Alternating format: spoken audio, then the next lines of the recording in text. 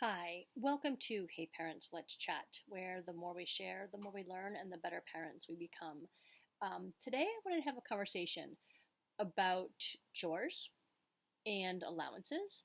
And as I make these videos and I share some of my parenting ideas, I am pretty clear that I am very opinionated about certain things, but I'm not perfect.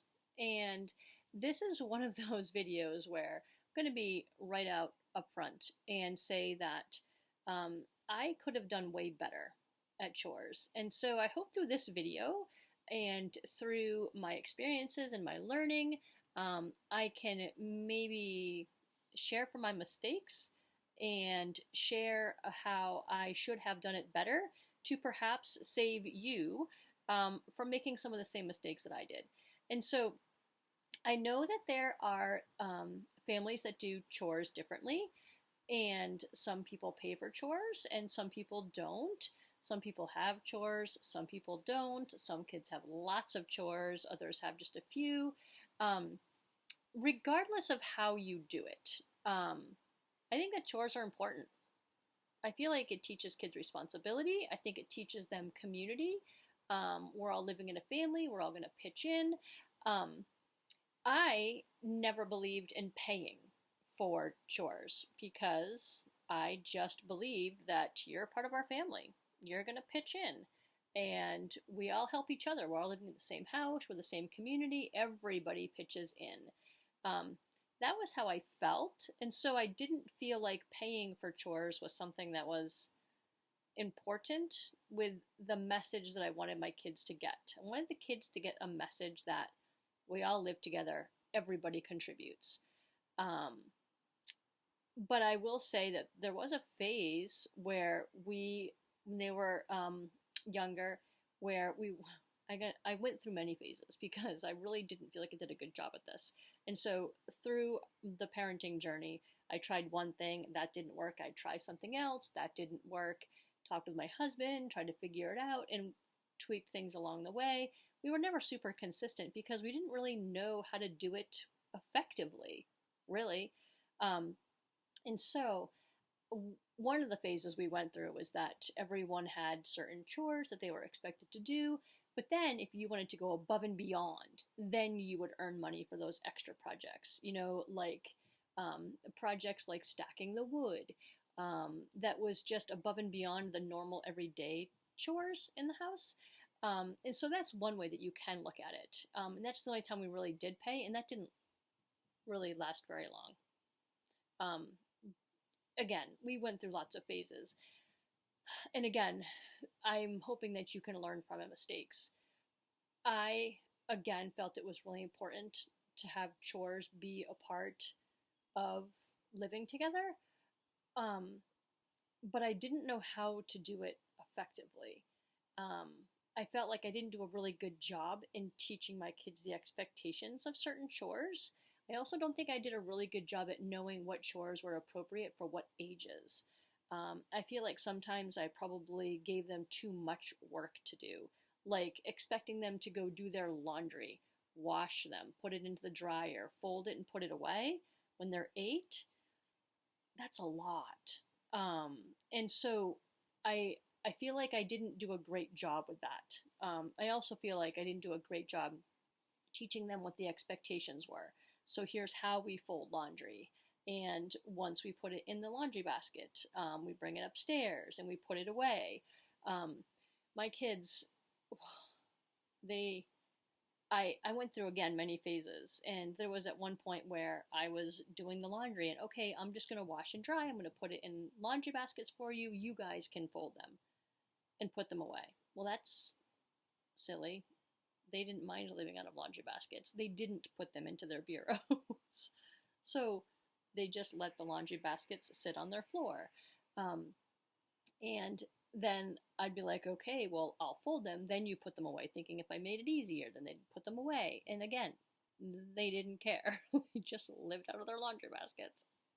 So, and again, I feel like I didn't do a very good job of this because I feel like I wasn't real consistent with their consequences if they weren't going to do something. I probably should have said, okay, well, you're not going to go over to your buddy's house because you didn't take care of your laundry, or you're not going to go over to your buddy's house because you didn't take care of the dishes, or you're not going to have screen time if you didn't take care of your chores. So I probably should have followed through on that. One of the issues that I had was that, number one, I had chores that were too big and were also time oriented. So, for instance, we often had, baseball games and softball games and soccer games, and we had a schedule. And so, like, for instance, in the summertime, I might have said, hey, we can't go to the beach until you get your chores done. Well, I didn't always have that luxury because they had swim lessons at 10 o'clock. And so they didn't always have time to get their chores done, or we would have to get there by 10.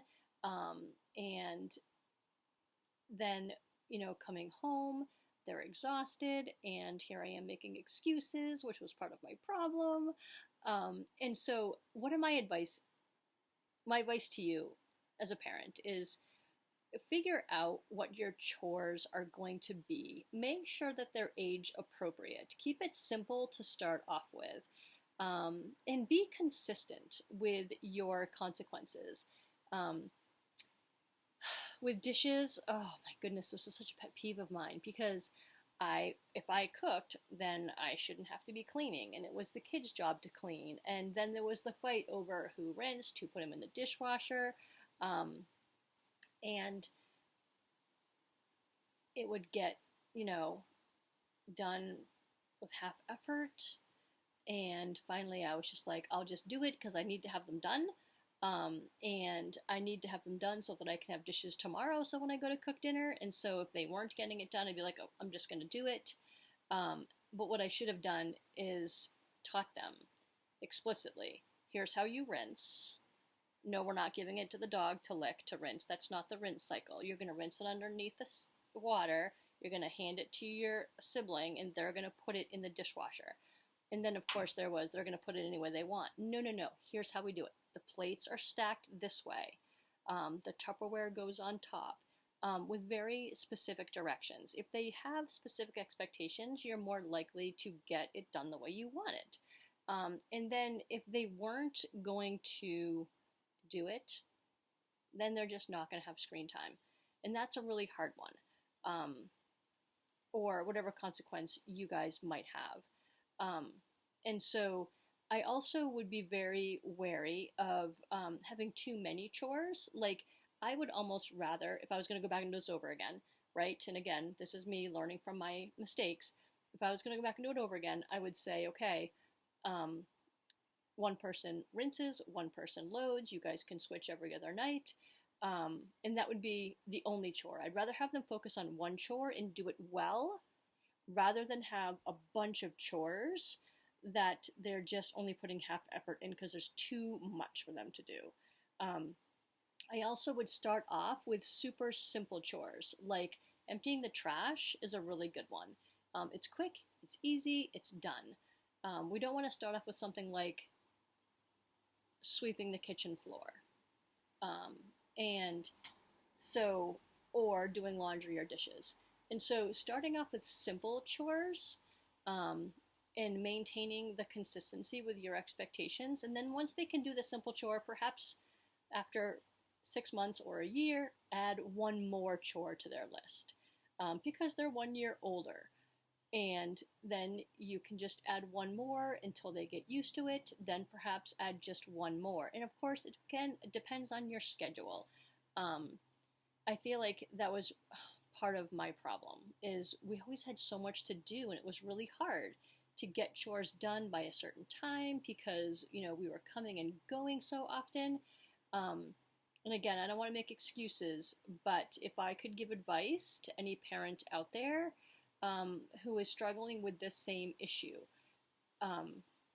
try to find chores that your kids can do that are not dependent on a schedule. Like, for instance, trash just happens whenever, and it's pretty easy, quick and easy. Just get it done with. And whereas dishes, it's kind of dependent on time because we need dishes for tomorrow. Laundry's a little bit more flexible. Sweeping the kitchen floor, vacuuming the living room rug, those are all a little bit more flexible chores, which are not really dependent on time. So, if I could offer my advice to parents out there and save you some of the stress and learn from the mistakes that I made, age appropriate chores, start out simple so that they're feeling successful and they're going to want to keep doing it. Um, and don't have too much for them to do. Add on, I would say one chore. I would do one chore a year. It's just me if I was going to go back and do this over again. And at the same time, um, really be encouraging them with how proud you are when they do it and how much you're a part of the community, you're contributing, you're helping out. That's what family does.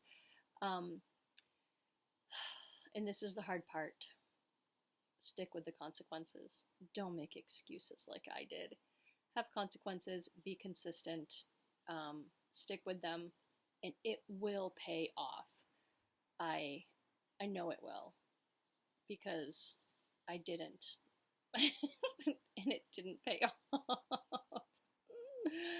off. So again, my kids did grow up learning responsibility. They just learned it in different ways. My kids did learn how to mop and clean, but unfortunately, they didn't always learn all of these things from me. My kids actually learned great life skills when they had their first jobs, where my son learned how to mop, thanks to his boss, who was wonderful. And my daughter learned how to clean bathrooms, thanks to her boss, her first boss, who was wonderful.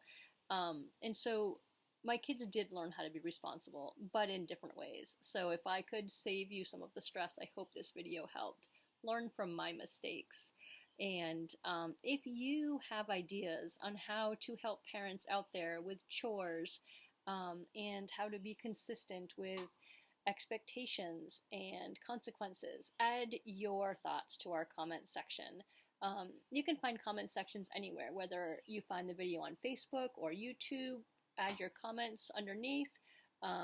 But consistently, if you go to heyparentsletschat.com, I've set it up so that there are videos, and then the comment sections go underneath. The comments are not date stamped. It doesn't really matter when you commented. What matters is the content of your comment, and that you have ideas that others can learn from.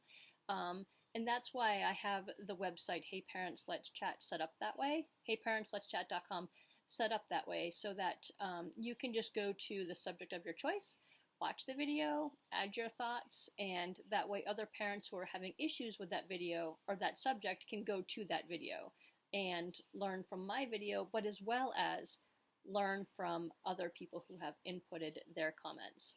So go to heyparentsletschat.com, add your thoughts, subscribe, share. If you've got videos who could if you have friends who can benefit from this video, definitely share them, like our videos. All of these things generate greater visibility, and the more visibility we have, the more parents can be joining us. And the more we share, the more we learn, and the better parents we all become. So I hope you have found this helpful, and until our next chat, thank you for joining us.